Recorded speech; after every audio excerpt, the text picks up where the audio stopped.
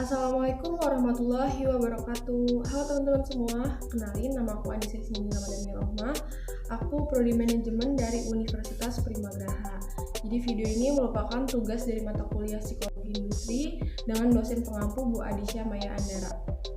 Sumber daya manusia sangat berperan penting dalam pengelolaan sumber daya di suatu perusahaan dan juga merupakan aset terbesar di mana perusahaan itu harus memiliki sumber daya tersebut, baik perusahaan kecil maupun perusahaan besar. Memanage sumber daya manusia itu mencakup berbagai hal atau masalah yang memiliki ruang lingkup, yaitu karyawan. Agar dapat menunjang aktivitas organisasi dan mencapai target yang telah ditentukan oleh perusahaan. Oleh karena itu, pada tiap perusahaan itu perlu adanya bagian atau unit yang mengelola SDM tersebut, atau biasa kita kenal sebagai HRD atau Human Research Department. HRD bertanggung jawab pada manajemen SDM di sebuah perusahaan. Tugas HRD sendiri itu dimulai dari pencarian karyawan, pengembangan karyawan atau pelatihan karyawan, pemberian kompensasi gaji dan semacamnya, dan pemberian proteksi hukum dan sosial. Dalam jurnal studi deskriptif rekrutmen dan seleksi karyawan pada PT Dharma Mindra Prasetyo Surabaya yang ditulis oleh Marcella Yovitote dan Roy Setiawan, ini membahas bagaimana perekrutan SDM pada hotel yang akan melakukan ekspansi atau perluasan usaha, sehingga hotel tersebut menghadapi kekosongan di posisi tertentu. Nah, kekosongan tersebut ini bisa kita atasi dengan cara merekrut atau menyeleksi karyawan yang kompeten di bidang perhotelan. Menurut Snell dan Bohlander tahun 2013, rekrutmen adalah proses mencari pelamar atau calon karyawan untuk mengisi posisi dalam perusahaan yang kosong atau baru dengan menggunakan berbagai metode.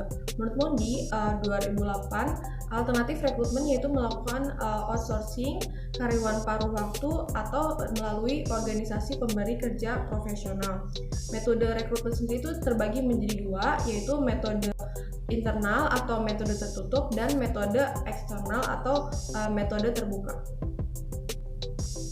Di dalam perusahaan, proses rekrutmen ini memiliki beberapa tujuan yang akan dicapai.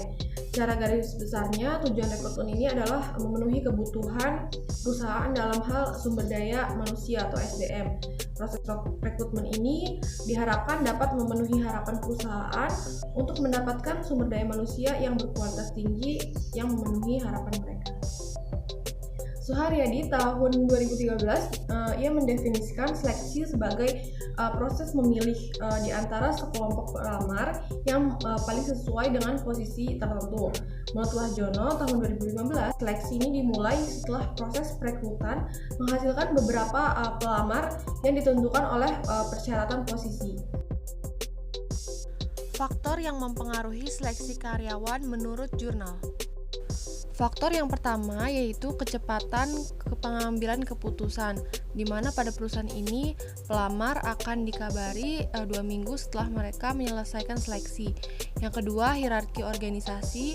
Yang ketiga, jumlah pelamar. Yang keempat, jenis organisasi. Dan yang kelima, masa percobaan atau training.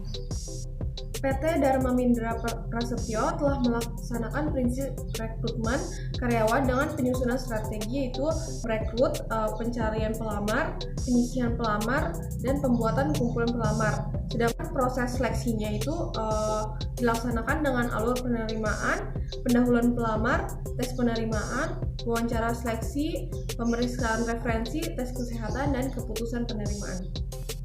Solusi yang dilakukan oleh perusahaan Hotel Surabaya ini dalam melakukan rekrutmen dan seleksi, yaitu perusahaan menggunakan karyawan yang masih berada dalam status magang atau intern sebagai pengganti sementara yang diambil dari beberapa sekolah SMK atau sekolah menengah kejuruan di Surabaya.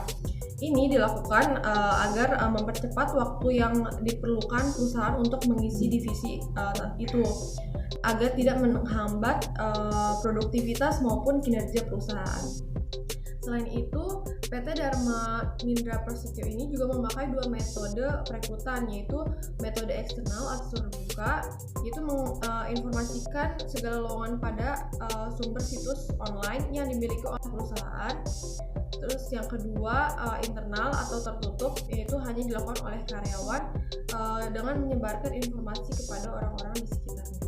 Menurut saya sendiri, langkah yang dilakukan oleh hotel ini tuh udah tepat karena ketika mereka menghadapi kekosongan posisi, mereka langsung kerjasama dengan berbagai sekolah atau lebih tepatnya SMK, di mana SMK ini kan emang sekolah yang diperuntukkan untuk siswanya yang ingin langsung bekerja setelah mereka lulus. Dan adanya intern ini atau magang ini, karyawan perusahaan bisa melihat kinerja mereka di waktu masa percobaan.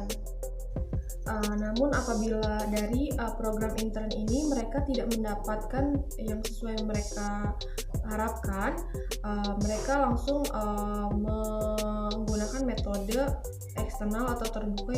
Kesimpulannya, proses rekrutmen yang telah dilakukan telah sesuai dengan teori yang ada dan telah dilakukan sesuai SOP yang berlaku di perusahaan. Sedangkan proses seleksi terdapat 6-7 tahap dengan alur penerimaan berkas lamaran, pendahuluan pelamar, tes penerimaan, wawancara, pemeriksaan referensi, tes kesehatan, dan yang terakhir keputusan penerimaan. Untuk pertanggungjawaban proses seleksi level departemen ke bawah hanya dilakukan oleh HRD, sedangkan pihak manajer akan ambil bagian seleksi untuk supervisor dan manajer ke atas. Hasil seleksi nantinya akan diinformasikan melalui email dan telepon kepada pelamar. Sekian dari saya. Wassalamualaikum warahmatullahi wabarakatuh.